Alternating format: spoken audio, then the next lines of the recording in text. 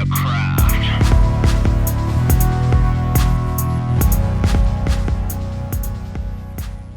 Hello, everyone, and welcome to episode number 20 of Elevate Your Craft, the podcast. And as always, it is Kaz as your host today. Two topics that I'll be discussing. The first is arm positioning in squats and assisted squat variations. So arm positioning has a significant effect on the difficulty of a squat variation. And this is something that I never really looked at up until maybe a couple years ago, and certainly not, 5 to 10 years ago, because the hands aren't really the focus in squats. So it's something that I've really pushed on myself as of late, and it's opened up a whole new world of insight and things that I'm really excited to share. And the reason that it has a significant effect is because of the shift in balance requirements and the demand for greater mobility. When starting out, it's common to have the hands extended out front. Bringing the arms closer to the body begins to shift that balance backwards. A good example is the video I released fairly recently of the deep squat with my hands behind the back. And it may not seem like much, but that shift of the arms really challenges your mobility and makes the exercise just more difficult overall. As you develop strength and mobility, experimenting with different arm placements can take your squat proficiency to a new level. And in the squat feature video, which I released previously showing the progression from the bodyweight squat to the wushu pistol squat, using that as an example, I place my hands on my hips for the elevated split squat. However, you could also have the arms extended out front, behind the back, one out front with the other behind the back, and many more. And that's the beauty part. Hand placement can be tinkered with no matter what the variation, which further emphasizes the limitless possibilities of progressive calisthenics. One of the variations that I used extensively to improve my mobility in the deep squat is alternating the arm that goes behind the back. So instead of beginning and ending the squat with the arms behind the back, I'd begin with my arms crossed in front of me and get as low as I could, and then bring one arm around back at the bottom of the movement and hold. The main thing here is that you want to be sure to alternate and give both sides equal attention. Over time, you can hold the bottom position of the squat and begin to shift both hands behind the back for as long as you can.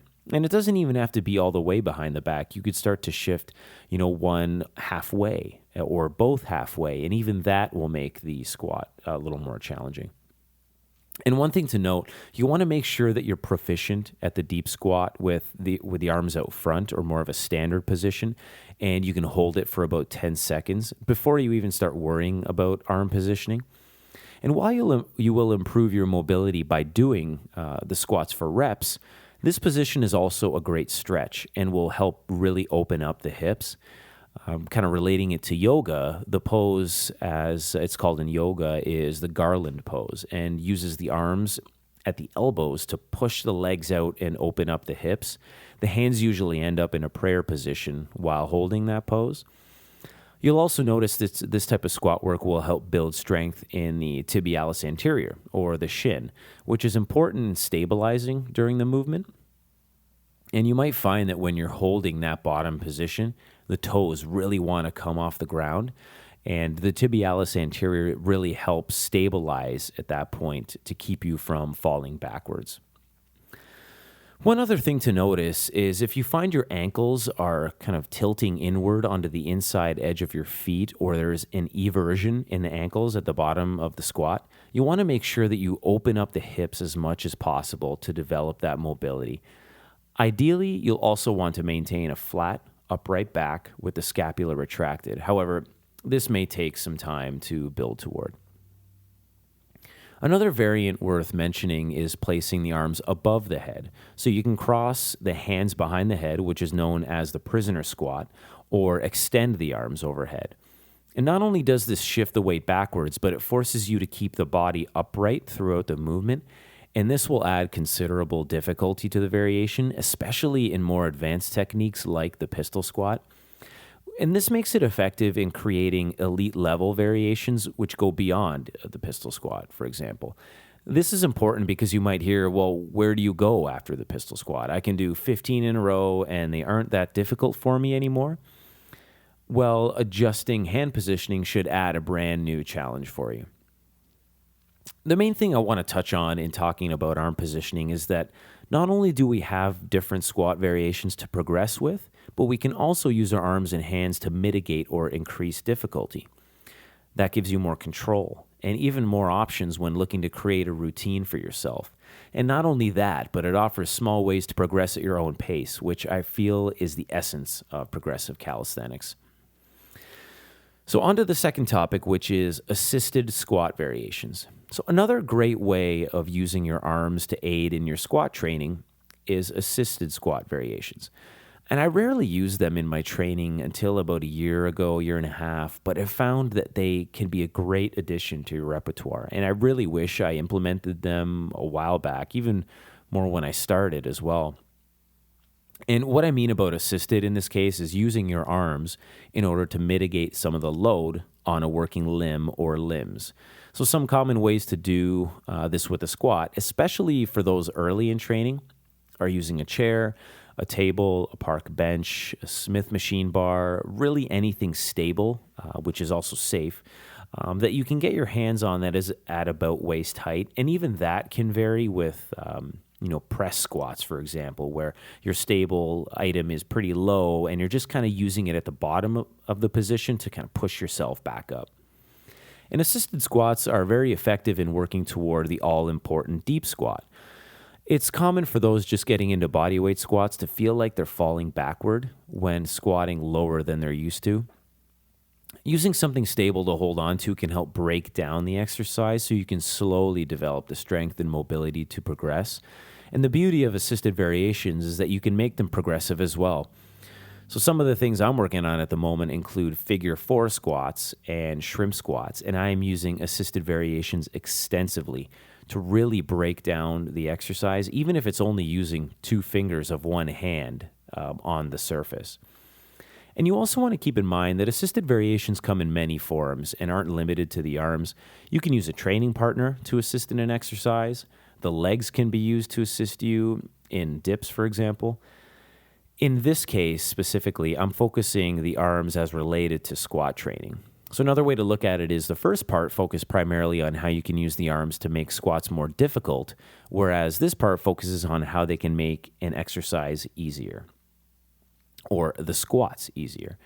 So just getting back to the progressive aspect, there are many ways to use the arms, and some common examples are using both arms while gripping something, in like a table, for example, using both arms but keeping the hands flat on the surface with no grip. You can decrease the amount of fingers that are in contact with the surface. You can simply decrease the amount of assistance that you're giving yourself within each of these examples. Once you get strong enough, you can use only one arm for assistance, then decrease the amount of fingers used on that arm. And if you want to mix it all up, you can place one arm on a surface and then put the other arm behind the back. And there are so many possibilities, and I really encourage you to experiment and see what works for you. And assisted variations can be used at all levels. And similar to what I said before regarding arm positioning, they're another tool that you can add to your belt in order to customize your training to what you want. So one final note that I want to mention is pay attention to your technique. And this applies to everything, of course, and assisted variations are no exception. If you find that you're sacrificing technique in order to complete a rep, or you're giving yourself so much assistance with the arms that you really aren't working the legs to their full potential, then regress to an easier squat variation, and then see if an assisted variation is a better fit at that level. Because we can't forget here, the squats in this case are our focus, and we really want to give the legs the necessary attention that they deserve, okay? So you really want to just use the assisted squat variations in order to maximize the benefit to the legs.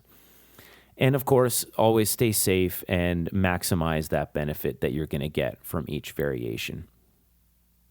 Okay, guys, that's it for today. I really encourage you to check out the squat progression video that I released. You can find it on the website, www.elevateyourcraft.net. You can also find it on YouTube as well. That'll give you a good idea not only of the progressions within squats, but also how I'm doing them And you can kind of imagine the different hand variations or arm positionings that you can use within the squats. By no means, as I mentioned before in that squat video, am I covering all progressions or all hand and arm positioning. Not at all. That's just to kind of give you an idea of the progression. But I encourage you to check it out because it could give you some really good insight. I also released a video, a quick little clip of the deep squat with the hands behind the back, and that'll show you kind of what it looks like. If you like the podcast, be sure to follow it on Twitter at EYCKAS. The Facebook page is Elevate Your Craft. The YouTube channel is also Elevate Your Craft, all one word. You can find the podcast on iTunes and subscribe to that as well. It's Elevate Your Craft, all one word as well. And I mentioned the website, which again is www.elevateyourcraft.net. And that's it for episode number 20 of the podcast. I will talk to you guys again soon.